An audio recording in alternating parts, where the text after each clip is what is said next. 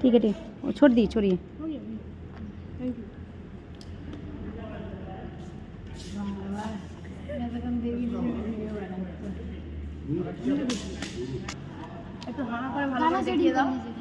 नहीं, आइए आप लोग भी खाइएगा।